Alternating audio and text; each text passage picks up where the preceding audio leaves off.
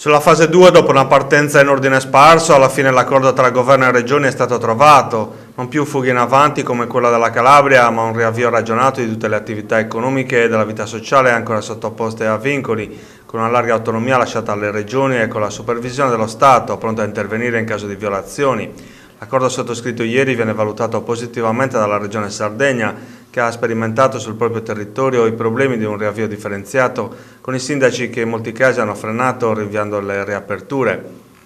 Il governo ha riconosciuto l'autonomia delle regioni nella gestione della fase 2 dell'emergenza, una fase particolarmente complessa sulla quale eserciteremo le nostre scelte di allentare in sicurezza le restrizioni in atto e tenendo conto in particolare della specificità della nostra isola anche in relazione alla ridotta circolazione del virus, rilevato ieri il Presidente della Regione Cristian Solinas al termine della videoconferenza col Premier Giuseppe Conte. Dal 18 maggio si potranno quindi aprire sotto la nostra responsabilità gli esercizi al dettaglio in base alle esigenze del territorio e della popolazione, sottolinea il Presidente Solinas. Il Governo avanzerà, come nel caso delle aperture di bar e ristoranti, delle proposte che verranno integrate da quelle delle regioni avendo riguardo alle specifiche caratteristiche del territorio, prosegue Solinas, che ha rivendicato anche maggiori risorse per contrastare i danni economici derivanti dal coronavirus.